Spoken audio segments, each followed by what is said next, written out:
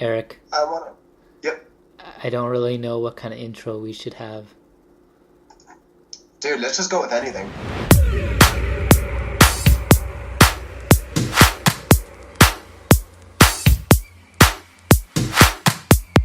Let's get this party started.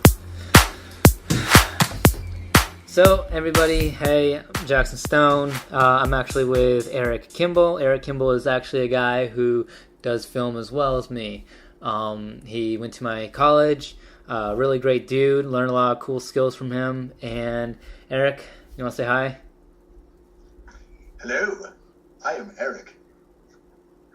Oh, what's up? I was a student at PTI, well, formerly PTI, now PTC.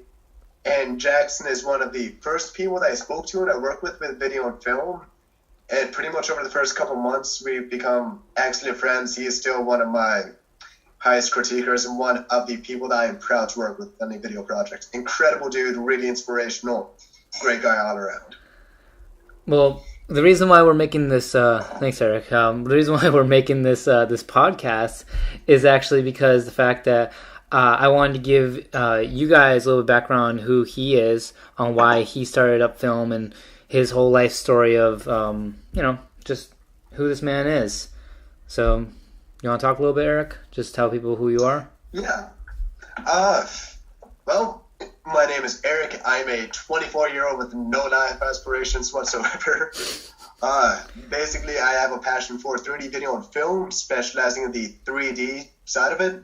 I like doing models and animation, stuff like that. Then whenever I do get into cinematography, I'm really big into the lighting portion of it.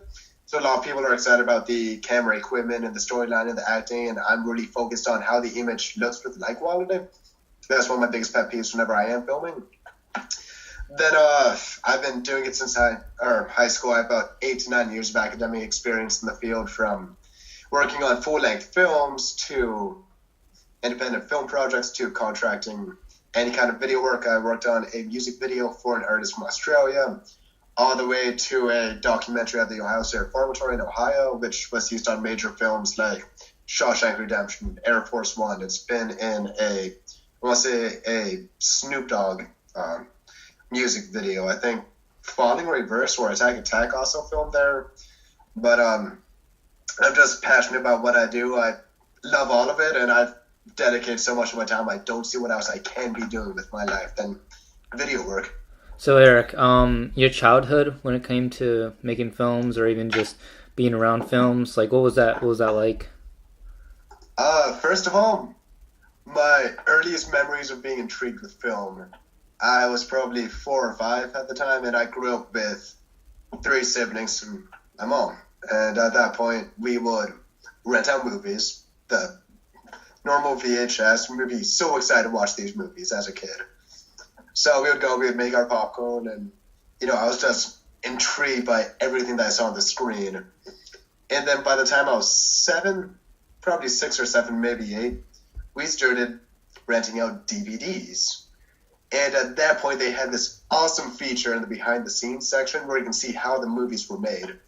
And before we can watch any movie, I just sit down without my parents knowing, or my siblings knowing, and watch how they were made, how they made certain scenes, the VFX behind it, the acting tips, the director's cuts, anything of that nature. So since I was even a little kid, I was intrigued with this concept of creating a virtual reality that you are in control with, making a new world that is all about you, where nobody can tell if you're right or wrong.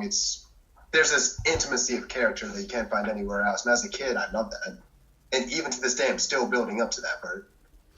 Do you have a favorite movie? Favorite movie of all time? I would probably have to go with Fracture. It is a psychological thriller that is starring Anthony Hopkins. It's not very well known. It's probably a B-rated movie. I can't say for sure, but it did not get a lot of attention. And it is a great example not only of cinematography and the scene styling with how they chose the backgrounds, but the concept of understanding the human mind and what people do under pressure. It is a phenomenal film looking deep into human psychology. Yeah, for me, my childhood was based on going to Reel to Reel, watching films, and just really getting involved with different types of movies. Every single Friday, like if I was in my private school, I was watching films of my dad's house, a lot of friggin' movies. And if you go to my dad's house right now, there's actually a crap load just stored all the way across. And yeah, my favorite movie though is Secret Window with Johnny Depp. It's the one, also kind of like a psychological horror movie in some, I guess, or suspenseful movie.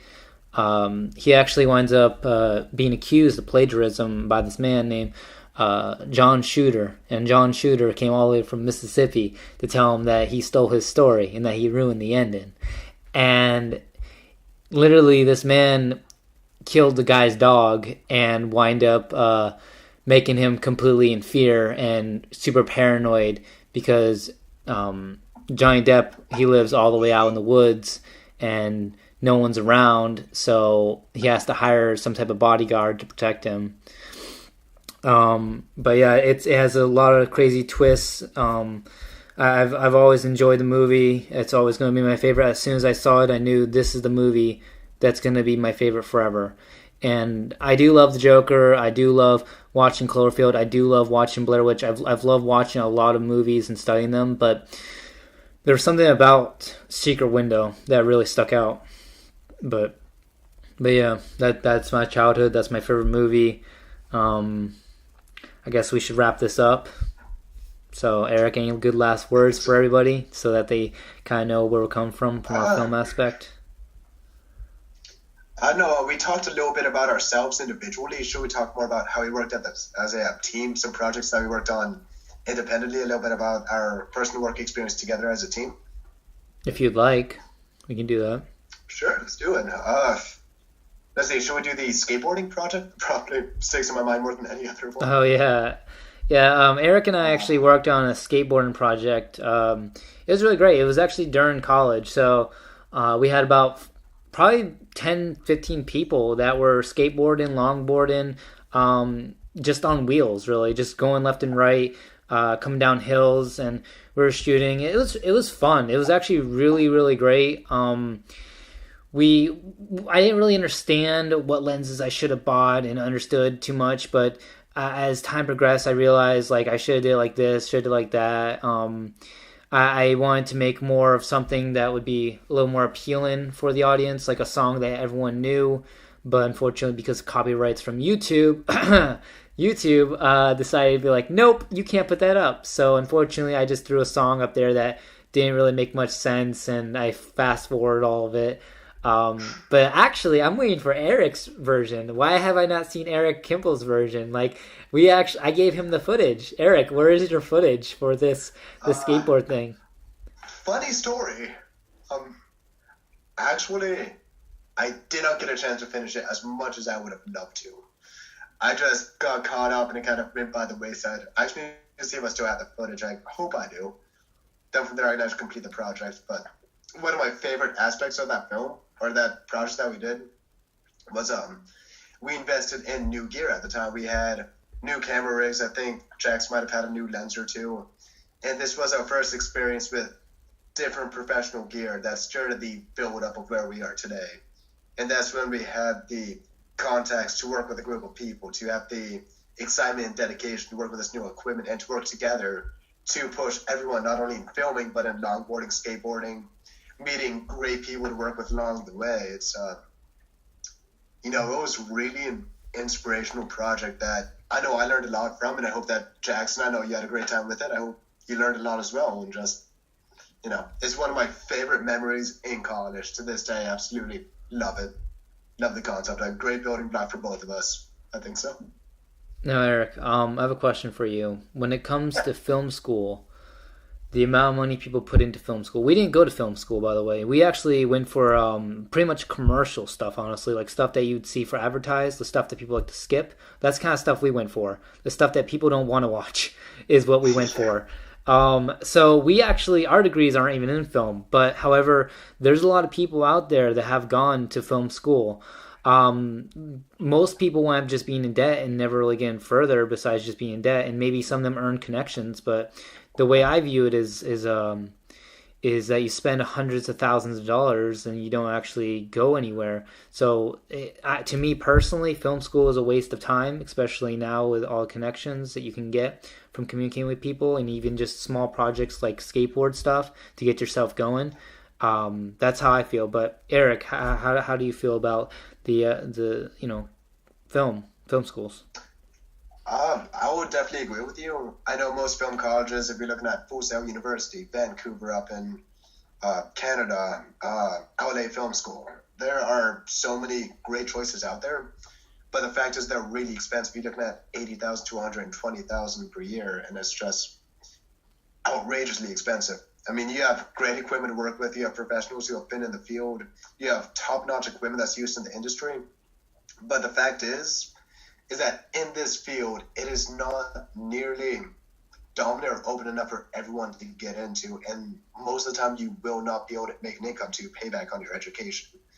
Your best bet, if you do want to spend that much money and use the equipment that the pros are using, you better be damn sure you can make it by. If not, buy a DSLR, a T3i, a 60D. Buy your own equipment, buy your own lights, invest a little bit of money, and go on YouTube. Everything you can learn on YouTube through Andrew Kramer or Ryan Connolly from Film Riot or Ryan Booth, for that matter. Exactly. You can find all the information out there that you won't get the contacts, but you will save hundreds of thousands of dollars easily and still kind of make your own name. That's the best way to go. So don't spend money thinking that you're going to get into this career and be making millions of dollars in a high budget films, because it's not realistic. And the industry doesn't portray that. So work with yourself, work with your friends, buy the equipment that you want, and inspire yourself. If you want to make it somewhere, have the dedication to do so and find the people who push you. So I know for me, that has been working out. I've not done it's much easier for me to work with, great projects, and I had opportunities that a lot of people don't have just from networking.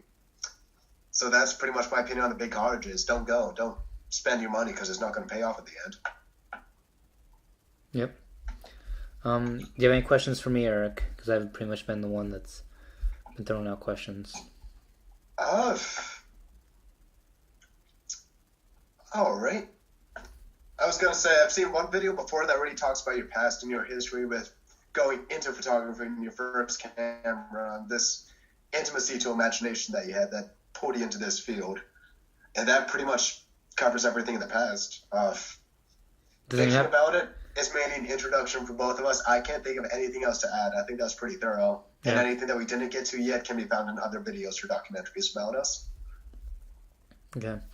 Well, then I guess to wrap this up, after 5-6 minutes later, I do hope you guys enjoy listening to us. I hope you guys keep pushing yourself. If you think about film, if you think about photography, if you're just a freaking artist, honestly, like the world that surrounds us with your creativity is what really makes America roll.